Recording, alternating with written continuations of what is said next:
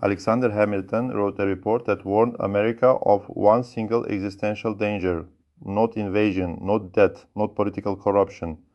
The danger of importing everything you need and making nothing yourself 220 years later.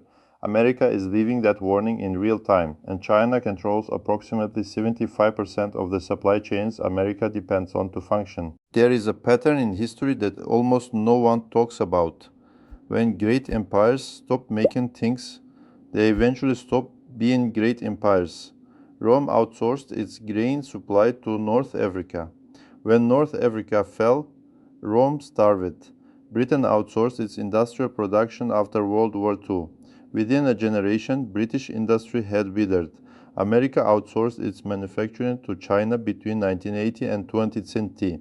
And in 2036 is America cannot manufacture enough semiconductors, rare earth magnets, pharmaceuticals, or military components to fight a sustained conflict.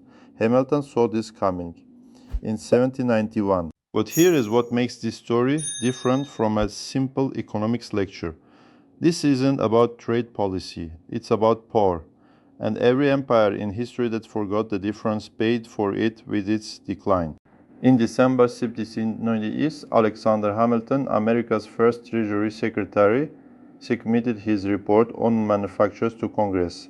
It was one of the most important documents in American economic history, and Congress largely ignored it. Hamilton's argument was simple. A nation that only farms and trades is permanently dependent on other nations for the tools of power, weapons, ships, machinery, industrial capacity. The nation that makes things controls things. The nation that only buys things is controlled by others. Hamilton proposed government support for American manufacturing, tariffs to protect infant industries, investment in infrastructure, support for skilled immigration. He was ahead of his time by 200 years, and for much of the 19th and early 20th centuries. America followed his blueprint, the American Industrial Revolution. The steel mills of Pittsburgh, the auto factories of Detroit, the shipyards of Baltimore and Philadelphia.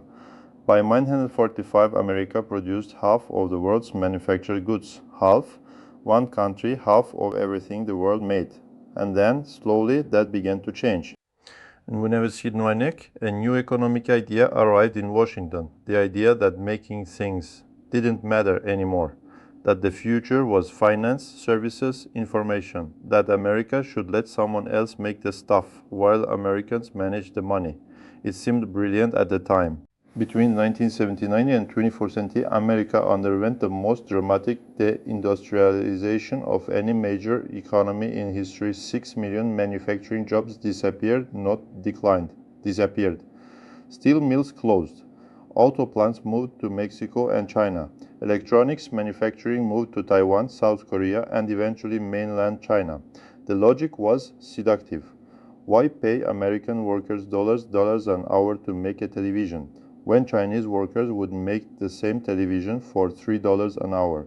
The consumer wins. Prices fall, living standards rise. What's the problem? The problem is what Hamilton understood in 1791. When you stop making things, you lose the knowledge of how to make things. Engineers retire. Factories close, supply chains dismantle, and rebuilding them takes decades. By 2010, America had reached a point of dangerous dependency. China now controls approximately 75% of the choke points across refining and supply chains: rare earths, gallium, scandium, tantalum, copper refining, silver, dollar collapse. The semiconductors that power American weapons systems, the rare earth magnets in American fighter jets, the pharmaceuticals in American hospitals. The West gives China roughly $200 billion per decade in derivative metals by shipping raw materials that China refines and sells back at enormous markup. Dollar collapse. America ships the raw materials, China refines them and sells them back at 10 times their price. And here's the military consequence that Washington doesn't like to discuss. A country that cannot manufacture cannot defend itself. Dollar collapse. Eisenhower said it. Hamilton said it 2 centuries before him. And in 2026, it is no longer a theoretical warning. The United States spends more on defense than the next 10 countries combined. And yet, The US cannot currently manufacture enough 155mm artillery shells to sustain a major conflict beyond a few months. The Javelin anti-tank missiles sent to Ukraine depleted stockpiles that will take years to replenish. The F-35 fighter jet contains rare earth components that are refined almost entirely in China. The semiconductors that guide American precision weapons are manufactured predominantly in Taiwan. One military conflict in the Taiwan Strait could simultaneously be a war and a supply chain crisis for the weapons needed to fight it. Rome didn't fall because the Visigoths were stronger than Roman soldiers. Rome fell because Roman soldiers were increasingly paid in debased currency fed by imported North African grain and equipped by a supply chain that had become too fragile to sustain. The parallel is uncomfortable, but it is precise. America is undergoing a hard bifurcation, a structural disconnection between its financialized paper economy and the material economy that actually produces things. Dollar collapse. The paper economy, stocks, derivatives, financial services has never been larger.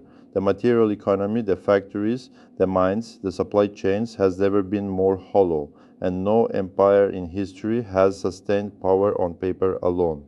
Hamilton's report on manufactures was submitted in 1791. Congress ignored it. For 150 years, America built the most powerful industrial economy in human history. Then, in a single generation, it gave that away, in exchange for cheaper televisions, and cheaper smartphones, and cheaper everything. The British Empire made the same trade in the 20th century. They financialized, they deindustrialized, they imported. And by the 1970s, the workshop of the world couldn't keep its own lights on. America is now attempting reindustrialization. The CHIPS Act, new semiconductor fabs, tariffs, and trade policy. But Hamilton understood something in 1791 that takes time to prove. You cannot rebuild industrial capacity overnight. The engineers are retired. The factories are gone. The knowledge has been transferred. It took America 150 years to build its industrial supremacy.